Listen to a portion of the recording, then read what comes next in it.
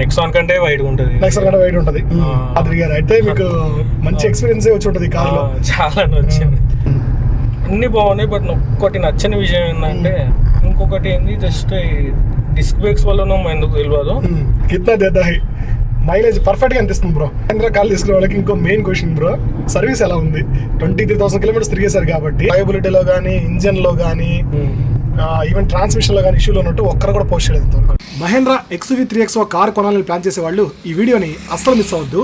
ముఖ్యంగా 10 లక్షల బడ్జెట్లో బేస్ వేరియంట్ కొనాలని ప్లాన్ చేసే వాళ్ళైతే ఈ వీడియోని అస్సలు స్కిప్ చేయొద్దు. ఈ కార్ గురించిన each and every key point ఈ వీడియోలో డిస్కస్ చేసాము. సో ఇంకెందుకు ఆలస్యం, let's start the review. So first of all thanks for coming bro. చాలా దూరం నుంచి నా కోసం వచ్చారు. యూజర్కి మంచి ఎక్స్పీరియన్స్ ఉంది ఈరోజు మనం ఈ కార్ గురించి. ఎవరైతే లోయర్ వేరియంట్ కార్ కొనాలనుకుంటున్నారో XUV3XOలో వాళ్ళకి బెస్ట్ ఎక్స్పీరియన్స్ ఉంది మనం ఈరోజు. సో నా ఫస్ట్ క్వశ్చన్ బ్రో, ఈ సెగ్మెంట్లో మనకి చాలా కార్స్ ఉన్నాయి కరెక్టే కదా? ఈ సబ్ కాంపాక్ట్ ఎస్యూవీ సెగ్మెంట్లో మనకి చాలా కార్స్ ఉన్నాయి. అన్ని కార్స్ వదిలేసి XUV3XO ఎందుకు తీసుకున్నారు? యాక్చువల్లీ ఫస్ట్ నేను టాటా నెక్సాన్ తీసుకుందామని ప్లాన్ అనుకున్నా. ఓకే. బట్ రీసెంట్ గా ఇష్యూస్ ఏవైతే ఉన్నాయో టాటాలో టూ మచ్ ఇష్యూస్ కదా, సో దాని వల్ల అండ్ మైలేజ్ విషయం కూడా నేను యూజువల్గా డీజిల్ వద్దనుకున్నా. Diesel too much cost and recent BS phase two so దానివల్ల ఇష్యూస్ వస్తాయని పెట్రోల్ తీసుకుందామని ఫిక్స్ అయినా. ఇక నెక్సాన్ ప్రాబ్లమ్స్ ఉన్నాయి కదా అని పంచ్ బుక్ చేసిన, మళ్ళీ మైలేజ్ కొద్దిగా వస్తుంది కదా అని పంచ్ అడ్వెంచర్ విధం బుక్ చేశాను. వాడు డెలివరీ లేట్ చేసిండు, నాకు కావడంలో లేట్ చేసిండు. సో ఈ లోపు 3XO లాంచ్. నా బడ్జెట్ 8.5 lakhs అనుకున్నా, 8.5 10 లోపు. ఈ లోపు 9.5 lakhs అది బేస్ 7.5 ఉండే కదా, ఆనోడ్ 9.5 పడ్డది. సో బాగానే ఉంది కదా, ఇంకా పంచ్ కంటే చాలా పెద్ద వెహికల్, నెక్సాన్ కంటే వైడ్ ఉంటుంది. కంఫర్ట్ కూడా బాగుంటది కదా అట్లని. సో నెక్సాన్ పంచ్ వద్దనుకొని ఫైనల్ గా 3XO అప్పుడే లాంచ్ అయింది. ఒక 2 weeks ఏమైంది చూసి. ప్రైజింగ్ కూడా నాకు నచ్చింది. 9.5 ఆల్మోస్ట్. బేస్ ఏంటంటే మామూలు విషయం కాదు. బేస్ లో కూడా మనకి ఇప్పుడు మనం టాటాకి వెళ్తే ఆల్ 4 పవర్ విండోస్ రావు, అడ్జస్టబుల్ వాల్యూమ్స్ ఆర్మ్రెస్ట్ ఏవి రావు మనకి. దీంట్లో అన్ని బాగుంది. ఒక ఇన్ఫోటైన్మెంట్, బేసిక్ ఇన్ఫోటైన్మెంట్ ఇచ్చింటే ఇంకా చాలా బాగుండేది. అది ఒక్కటే లేదు దీంట్లో, ఇంకేం లేదు అసలు. హిల్ హోల్డ్ అసిస్ట్ ఉంది, 4 disc brakes ఉన్నాయి మనకి, adjustable almost with back side AC. ఇవన్నీ నాకు నచ్చిన ఫీచర్స్. సర్లే మనకి చాలు, ఇన్ఫోటైన్మెంట్ చూద్దాంలే, షోరూమ్ లో అయినా పెట్టించుకుందాం అదొక్కటే. మళ్ళీ మనం దీన్ని నెక్స్ట్ పాయింట్ పోతే ఆల్మోస్ట్ నాకు 1.5-2 lakhs డిఫరెన్స్. MX2 దాంట్లో పెద్ద డిఫరెన్స్ ఏం లేదు, ఒక సన్ రూఫ్ యాడ్ చేస్తుండు అండ్ ఇన్ఫోటైన్మెంట్. ఎందుకులే అంత మనీ వేస్ట్ అని ఇది సెలెక్ట్ చేసుకున్నా. సో ఎప్పుడు తీసుకున్నారు వెహికల్? ఎప్పుడు తీసుకున్నారు? నేను 2020. ఎంత పడింది on road? Exact on road ఎంత పడింది? ఎగ్జాక్ట్ ఆన్ రోడ్ 9.35 పడ్డది. 9.35 పడ్డది. యాక్సెసరీస్ ఏమి వేయించుకోలేదు మీరు అసలు? యాక్సెసరీస్ షోరూమ్ లో ఫెయిల్స్ అండ్ ఫాగ్ ల్యాంప్స్ వేయించుకున్నా. ఓకే. ఎప్పుడు తీసుకున్నారు? ఎన్ని మంత్స్ అయింది? లాస్ట్ ఇయర్ జూలైలో తీసుకున్నా. ఆల్మోస్ట్ 1 year అయిపోతుంది. మే జూన్ జూలై అంటే ఇంకా 2 months లో 1 year అయిపోతుంది. సో ఎన్ని కిలోమీటర్లు తిరిగారు బ్రో? 23,000 తిరిగేశారు. తిరిగారు అయితే మీకు మంచి ఎక్స్పీరియన్స్ వచ్చి ఉంటుంది ఈ కార్ లో. చాలా నచ్చింది. ఫస్ట్ ఆఫ్ ఆల్ బ్రో, మనం ఎవరిని అడిగినా కానీ కార్ లో మనకు ఫస్ట్ కావాల్సింది కంఫర్ట్, అంతే కదా? సీటింగ్ కంఫర్ట్, డ్రైవబిలిటీ, ఈ రెండు ఎలా ఉన్నాయి బ్రో? రెండు చాలా బాగుంది. సీటింగ్ కంఫర్ట్ నాకే తెలుస్తుంది, ఎందుకంటే నేను టాప్ వేరియంట్ లో కూర్చున్నాను. టాప్ వేరియంట్ కూడా బెటర్ కనిపిస్తుంది నాకు. సీటింగ్ కంఫర్ట్ అయితే చాలా బాగుంది. సేమ్ ఉంటుంది బట్ నాకు చాలా బెటర్ కనిపిస్తుంది. డ్రైవింగ్ మరి ఈ హడావిడి అంతా ఏం లేకుండా సింపుల్ గా ఉంది. ఇంట్లో మనం చేయకపోయినా కూర్చున్నట్టు ఫీలింగ్ వస్తుంది. బ్యాక్ సైడ్ కూడా ఈజీగా 3 members కూర్చోవచ్చు. ఈ కార్ లో, ఈ సెగ్మెంట్ లో, ఈ కార్ లో బ్యాక్ సైడ్ 3 members ఈజీ కూర్చోవచ్చు. ఈవెన్ మనం నెక్సాన్ లో పోతే కొంచెం ఆ షోల్డర్స్ అట్లా, దీంట్లో అయితే ఫ్రీగా కూర్చుంటాం. నెక్సాన్ లో లెగ్ రూమ్ తక్కువ. ఆ లెగ్ రూమ్ మనకి థై సపోర్ట్ కూడా అంత ఉంటుంది దీంట్లో వచ్చినట్టు. ఇవన్నీ ఇంప్రూవ్ చేశారు యాక్చువల్ గా. XUV300 లో ఇవన్నీ మిస్ అయ్యాయి అనమాట. ఇవన్నీ మిస్ అయ్యి ఇవన్నీ XUV3XO తీసుకురావడం వల్ల బాగా సక్సెస్ అయింది ఈ కారు. అన్ని బాగున్నాయి. బట్ ఒక్కటి నచ్చని విషయం ఏంటంటే 3 cylinder ఇంజన్. ఒక్కటి అంటే ఇంజన్ నాయిస్ ఒక్కోసారి చాలా స్మూత్ అనిపిస్తుంది. ఇప్పుడు తెలుస్తుంది, చాలా స్మూత్ గా వెళ్తుంది అసలు. ఒక్కోసారి ఏమో హెవీ నాయిస్ వస్తుంది, ఎందుకో నాకు అర్థం కాదు. అంతే 3 cylinder ఇంజన్, టర్బో ఇంజన్ అందులో. సో పర్చేజ్ ఎక్స్పీరియన్స్ ఎలా ఉంది బ్రో? ఫస్ట్ కార్ కొనేటప్పుడు మహేంద్ర వాళ్ళతో పర్చేజ్ ఎక్స్పీరియన్స్ ఎలా ఉంది? సర్వీస్ పర్చేజ్ ఎక్స్పీరియన్స్ కూడా పర్లేదు, బాగానే ఉంది, మంచిగా చేసుకున్నారు. ఎన్ని బుక్ చేసిన ఎన్ని నెలలకు వచ్చింది? అంటే ఇప్పుడు చాలా మంది ఇష్యూ ఫేస్ చేస్తున్నారు కదా, బుక్ చేసిన వెంటనే రావట్లేదు కార్ అని చెప్పి ఇష్యూ ఫేస్ చేసేటప్పుడు వాళ్ళు ఇనిషియల్ గా 3 to 6 months అని చెప్పినారు. ఓకే, నేను ఆల్రెడీ పంచ్ విషయంలో ఎక్స్పెక్ట్ చేసిన 2 months అయినా డెలివరీ. సరే నీ ఇష్టం ఎప్పుడని అని చెప్పిన. విత్ ఇన్ 3 months లో హైదరాబాద్ మన VVCL అక్కడనే విత్ ఇన్ 3 months లో వచ్చేసిన 2.5 months పర్చేజ్ ఎక్స్పీరియన్స్ అంతా ఇష్యూ లేదు, బాగుంది. సో డిస్కౌంట్స్ ఏం లేదు అప్పుడు మీకు? అప్పుడే లాంచ్ అయింది, డిస్కౌంట్స్ ఏం లేదు. ఒక ఇన్సూరెన్స్ పైన ఒక 10K తగ్గించాను. ఓకే, సో ఇంజన్ పర్ఫార్మెన్స్ ఎలా ఉంది బ్రో? ఇంజన్ పర్ఫార్మెన్స్ కూడా బాగుంది బ్రో, బట్ నాకు ఒక్కొక్కసారి హైవేస్ లో థర్డ్ గేర్ లో కొద్దిగా లాగ్ అనిపిస్తుంది. పెట్రోల్ ఇంజన్ యూజువల్ గా థర్డ్ గేర్ లో లాగ్ ఉంటుంది బ్రో, అది కామన్. అది సో ఫస్ట్ సెకండ్ గేర్ లో ఇబ్బంది లేదు. ఫస్ట్ సెకండ్ లో ఇబ్బంది లేదు, థర్డ్ గేర్ లో ఒక్కోసారి లాగ్ అనిపిస్తుంది. అది మనం మరి లోవర్ స్పీడ్స్ లో ఉన్నప్పుడు థర్డ్ షిఫ్ట్ చేసుకుంటాం కదా, 40s లో ఉన్నప్పుడు అప్పుడు లాగ్ అనిపిస్తుంది. ఫుల్ ప్యాక్ అయినప్పుడు ఎప్పుడన్నా ఏమైనా అనిపించిందా కార్ లో? ఫుల్ గా 5 members కూర్చున్నప్పుడు లాగ్ ఏమైనా అనిపించిందా? ఏమనిపించలేదు, జస్ట్ అది ఒక 40s లో ఉన్నప్పుడు థర్డ్ వేసుకుంటాం కదా, అప్పుడు కొద్దిగా ఓవర్టేకింగ్ చేసేటప్పుడు లాగ్ అనిపించింది. సో అదర్వైజ్ లాగ్ ఇంకొకటి ఏంది, జస్ట్ డిస్క్ బ్రేక్స్ వల్ల ఎందుకు తెలియదు, హయ్యర్ స్పీడ్స్ లో ఉంటాం కదా, బ్రేక్ మనం ఎంత షార్ప్ అప్లై చేస్తుంటే అంత వైబ్రేట్ అవుతుంటుంది వెహికల్. ఓకే, అయితే నాకు రీసెంట్ గా వైబ్రేషన్ అవుతుందా? బ్రేక్ క్యాలిపర్స్ ఇష్యూ వచ్చిండే, ఏమంటారు మనకు నడుస్తుంటే సౌండ్ వస్తుండే కీస్ అది ఏంటని చూస్తే బ్రేక్ క్యాలిపర్స్ అని చెప్పినారు. చేంజ్ చేసిన వాళ్ళు రిప్లేస్ చేసిన వారంటీలో. ఆ తర్వాత కొన్ని రోజులు బాగానే ఉంది, బ్రేక్ కొద్దిగా లూజ్ ఉండే అప్పుడు బాగానే ఉండే, వైబ్రేషన్స్ లేదు. మళ్ళీ రీసెంట్ గా స్టార్ట్ అవుతుంది. లోయర్ స్పీడ్స్ లో ఏమనిపించదు, హైయర్ స్పీడ్స్ లో బ్రేక్ అప్లై చేస్తే వైబ్రేట్ అవుతుంది. సో నార్మల్ వైబ్రేషన్ అన్నారు కాబట్టి నార్మల్ యూసేజ్ లో వైబ్రేషన్ ఏమైనా ఉందా? స్టీరింగ్ వైబ్రేషన్ కానీ గేర్ రాడ్ వైబ్రేషన్ కానీ ఇలాంటి ఏం లేవు. జనరల్ గా మహేంద్రలో చిన్న కంప్లైంట్ ఉంది కదా, XV300 లో ఉండేది ఆ కంప్లైంట్. స్టీరింగ్ లైట్ గా వైబ్రేట్ అవుతుందని, గేర్ రాడ్ లైట్. స్టీరింగ్ విషయంలో అయితే అసలు వైబ్రేషన్స్ లేవు అండ్ చాలా స్మూత్ ఉంటాయి స్టీరింగ్. మళ్ళీ మనం హయ్యర్ స్పీడ్స్ లో అదే ఆటోమేటిక్ గా రఫ్ అయిపోద్ది, బట్ లోయర్ స్పీడ్ లో మాత్రం చాలా స్మూత్ ఉంటుంది స్టీరింగ్, అసలు చాలా స్మూత్ ఉంది.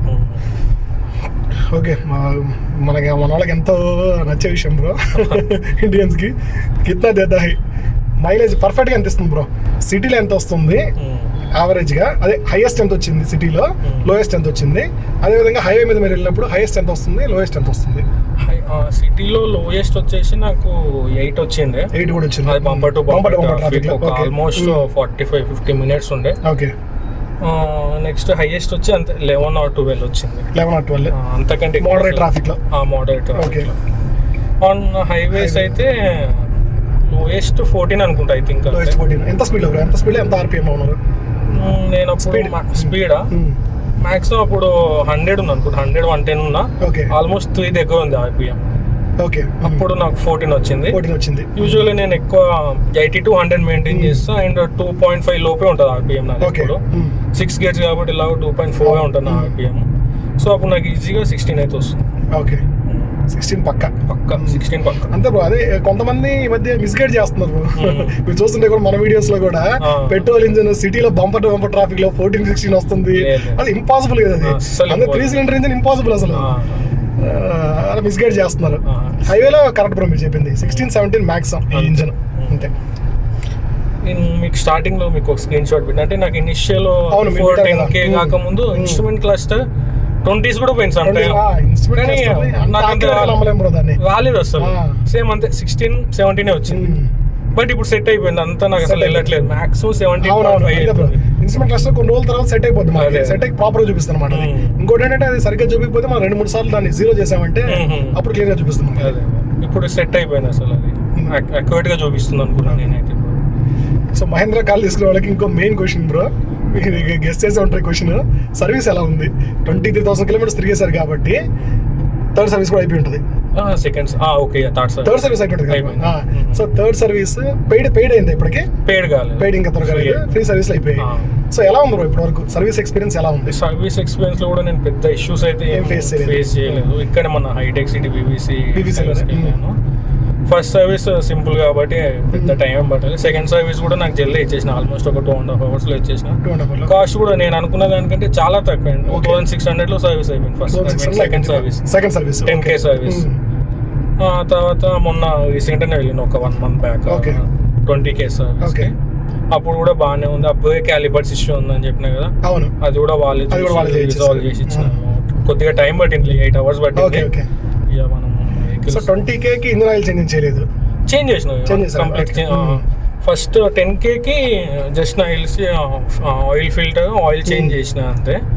20K కి అన్ని ఫిల్టర్స్ మార్చిన, ఏసీ ఫిల్టర్, ఫ్యూయల్ ఫిల్టర్. ఇప్పుడు 20K సర్వీస్ కి నాకు ఆల్మోస్ట్ 8K అయింది. Okay, so engine oil change కాబట్టి ఇంజిన్ ఆయిల్ ఉంటుంది ఆల్మోస్ట్ దాంట్లో. సో లేబర్ చార్జెస్ అన్ని కలిపి, లేబర్ చార్జెస్ ఉండదు కదా సర్వీస్ లో, లేబర్ చార్జెస్ ఉండదు కాబట్టి 8,000 అయిపోయింది 8,000 థర్డ్ సర్వీస్. బ్రో 8,000 అంటే బెటరే, పెద్ద కాస్ట్ ఏం కాదు. సో ఇప్పటివరకు ఓవరాల్ సాటిస్ఫాక్షన్ ఎలా ఉంది బ్రో కార్ తోటి? ఆల్ గుడ్ సాటిస్ఫాక్షన్, అంత బాగుంది. జస్ట్ ఒక్కటి ఆ బ్రేక్స్ ఇష్యూ, ఆ బ్రేక్స్ వస్తే హైయర్ స్పీడ్స్లలో వైబ్రేషన్స్ వస్తుంది కదా, అది ఒక్కటి కొంచెం రిజాల్వ్ అయితే పర్ఫెక్ట్. ఇక 3 cylinder ఇంజిన్ ఇంతకంటే ట్యూనింగ్ ఎవరు చేయలే అనుకుంటున్నా. అవును బ్రో, సీరియస్ నేను కూర్చోన్నా కదా, అసలు ఏమనిపించలేదు. నేను TGD ఇంజిన్ లో కూర్చున్నాను, బట్ ఇది చాలా స్మూత్ ఉంది. ఇది యాక్చువల్ గా ఓల్డ్ ఇంజిన్ బ్రో, 300 లో కూడా ఉండేది ఇంజిన్. దీన్ని కంటిన్యూ చేశారు, బట్ చాలా రిఫైన్ చేశారు. అదే 300 లో ఉంది, ఐ థింక్ 4 cylinder ఇంజిన్ అనుకుంటా. లేదు బ్రో, పెట్రోల్ 3 cylinder, అది కూడా 3 cylinder. డీజిల్ లో 4 cylinder వచ్చేది, అది కూడా 3 cylinder. మనకు 4 cylinder ఇంజిన్స్ కొన్నిట్లోనే ఉన్నాయి బ్రో, ఉన్నాయి వెన్యూలో కానీ, సోనెట్ లో కానీ, బ్రెజా వీటిలో 4 cylinder ఇంజిన్స్ ఉన్నాయి. వీటిలో 3 cylinder. బట్ చాలా బాగా ట్యూన్ చేశారు, చాలా బాగుంది అయితే కంపేర్ టు టాటా. ఓకే, చాలా బాగుంది ట్యూనింగ్ అయితే. సో మేజర్ బ్రో, మన ఛానల్ నుంచి ఎక్కువ మంది ఎక్స్పెక్ట్ చేస్తే నెగిటివ్సే కదా. నెగిటివ్స్ చెప్తే అంటే మనం ఒక మైండ్ సెట్ వెళ్ళిపోతాం అనమాట, దీంట్లో నెగిటివ్ ఉంది, సో అయినా ప్రాబ్లం లేదు అనే ఉద్దేశంతో మనం వెళ్ళిపోతాం. సో మేజర్గా మీరు ఫేస్ చేసిన నెగిటివ్ అదే బ్రేక్స్ ఇష్యూ ఒకటి. హైయర్ స్పీడ్స్ వల్ల మనము బ్రేక్స్ అప్లై చేస్తుంటే వైబ్రేషన్స్ చాలా వస్తాయి. ఓకే, అండ్ క్యాబిన్ నాయిస్ కొద్దిగా క్యాబిన్ నాయిస్ కూడా ఎక్కువ ఉంది ఇందులో compare to other vehicles. Okay, cabin noise ఎక్కువ ఉంది. ఓకే, హైవే మీద మీకు ఎక్కువ అనిపిస్తుంది ఇంకా, అది టైర్ సౌండ్ ఎక్కువ వస్తుంది, ఓవన్ సౌండ్ వస్తుంది, ఇంకేమన్నా రోడ్ ఉందో ఇంకా చాలా ఎక్కువ వస్తుంది. ఓకే, సో మన ఫాలోవర్స్ కి ఎలా సజెస్ట్ చేస్తారు మీరు? ఈ కార్ని తీసుకోవచ్చా, కళ్ళు మూసుకొని వెళ్ళిపోవచ్చా, లేదు కొంచెం టెస్ట్ డ్రైవ్ చేసి మీకు సెట్ అయితే తీసుకోండి, అలాగే ఏమన్నా రికమెండ్ చేస్తారా? అది వాళ్ళ perspective. In case test drive చేసి వాళ్ళకి డ్రైవ్ కంఫర్ట్ అవన్నీ నచ్చినాయి. ఇన్ కేస్ పెట్రోల్ ఇంజన్కి వెళ్దాము అనుకుంటే వన్ కంపేర్ టు నెక్సాన్ ఇది చాలా మంచి వెహికల్ అని చెప్తాను. ఎందుకంటే మైలేజ్ భాగంగా చూసుకున్నా, నెక్స్ట్ ఇష్యూస్ ఇందులో అయితే నాకు ఇప్పటివరకు ఒక్క ఇష్యూ రాలేదు, అస్సలు రాలేదు ఇష్యూ. సేఫ్టీ వైజ్ రెండు సేమే కాబట్టి 5 star సేఫ్టీ. అండ్ ఇనిషియల్ కూడా నేను ఫస్ట్ సేఫ్టీ అనుకున్నా, బట్ రీసెంట్ రియలైజ్ అవుతుంది ఏంటంటే మనం హైయర్ స్పీడ్ లో ఉన్నప్పుడు ఎంత 5 star వెహికల్ అయినా మనం ఏమీ చేయలేదు. జస్ట్ మనం ఏమన్నా 80-100 లో ఉంటే 5 star ఓకే. రెగ్యులర్ గా మన ఛానల్ ఫాలో అవ్వడానికి అర్థమైపోతుంది, ఎందుకంటే 5 star సేఫ్టీ కార్స్ కూడా అంటే ఈ మధ్య బాగా పబ్లిక్ ఎలా అయిపోయినా అంటే 5 star వెహికల్ 5 star అంటే అదేంటో పెద్ద దాని ఏమంటారు, ఎంత ఐరన్ డోమ్ లో ఉన్నాం అంటే ఫీలింగ్, స్పీడ్ లో వెళ్ళినా మనకి ఏం కాదు అనే ఫీలింగ్ లో ఉన్నాం. ఆ ఫీలింగ్ లో ఉండదు మనం అసలు. Okay, just pinch of advantage 5 star, pinch of advantage. ఎందుకంటే సపోజ్ మన తప్పు లేకుండా కొన్నిసార్లు యాక్సిడెంట్ అప్పుడు ఖచ్చితంగా సేవ్ చేస్తుంది. సో బ్యాక్ సీట్ అయితే చాలా కంఫర్ట్ ఉంది సీరియస్ గా, అసలు హ్యాపీగా ఇలా కూర్చోవచ్చు. లెగ్స్ కి ఇంకా ఎంత గ్యాప్ ఉందంటే మనకి ఈ సెగ్మెంట్ లో ఏ కార్ లో కూడా ఈ ఫీల్ అయితే రాదు. ఈజీగా 3 members కూర్చోవచ్చు ఈజీగా. అండ్ ఇక్కడ ఉండే బంప్ కూడా చాలా తక్కువ ఉంది, అంత హైట్ కూడా లేదు బంప్ అనేది. ఇక్కడ ఎప్పుడు లాంగ్ ట్రిప్ వెళ్ళారా బ్రో? లాంగ్ ట్రిప్ అంటే నేను భద్రాచలం వెళ్ళాను బ్రో, ఫ్యామిలీతో కలిపి భద్రాచలం వెళ్ళాను. మంత్రాలయం, కర్నూలు. 5 members వెళ్ళారా? యా 5 members, యాక్చువల్ 6 members వెళ్ళాను. Okay, 6 members. So 40 speed seat ఉంది కదా, అది తీసేసి మా తమ్ముని డిక్కీలో కూర్చోబెట్టి. ఓకే ఓకే సో 6 మెంబర్స్ వెళ్ళినా నాకు ఎక్కడ అనిపించలేదు. కొద్దిగా మైలేజ్ తక్కువ ఇచ్చింది, వెయిట్ ఉండడం వల్ల ఆబ్వియస్లీ మైలేజ్ తక్కువ.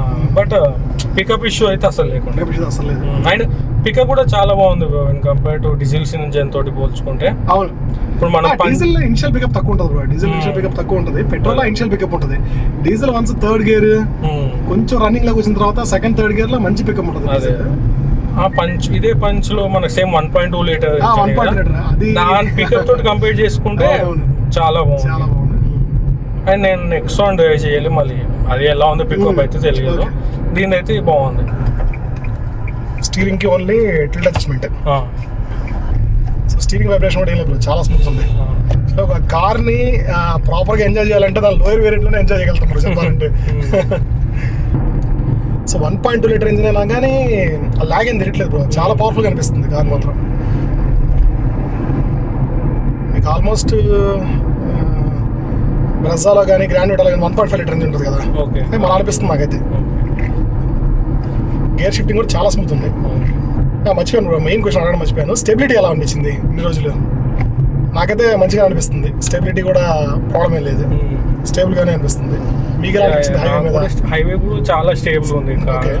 కొంచెం కార్నింగ్స్ లో కొంచెం ఏమంటుంది అని ఓవర్ ఉంది. ఓకే, కొద్దిగా ఉంది, మరి హెవీ కాదు. కార్నింగ్స్ లో ఉంది. ఎంత స్పీడ్ లో? ఆల్మోస్ట్ ఒక 80s లో. 60 to 80 లోయర్ స్పీడ్ ఉంటే అది కూడా. మీకంటే కాన్ఫిడెన్స్ తగ్గిందా అదే కార్నర్స్ లో ఆ స్పీడ్ డ్రైవ్ చేసేటప్పుడు? కొద్దిగా తగ్గింది. లోయర్ వేరియంట్ అయినా కానీ ఏం డిఫరెన్స్ అయితే ఏం లేదు. చాలా మందికి ఆ క్వశ్చన్ ఉంటుంది అనమాట, లోయర్ వేరియంట్స్ లో స్మూత్నెస్ ఏమైనా తగ్గుద్దా వెహికల్, టాప్ వేరియంట్ తిరిగి ఏమైనా తేడా ఉంటుందా అని అనుకుంటున్నారు. స్టీరింగ్ చాలా స్మూత్ గా ఉంది, గేర్ షిఫ్టింగ్ కూడా స్మూత్ గా ఉంది, క్లచ్ బ్రేక్ చాలా అక్యురేట్ గా ఉన్నాయి, చాలా స్మూత్ ఉంది వెహికల్. సస్పెన్షన్ కూడా బాగా ట్యూన్ చేశారు బ్రో. సస్పెన్షన్ పాత దాంట్లో సస్పెన్షన్ ఇంత బాగుండేది కాదు.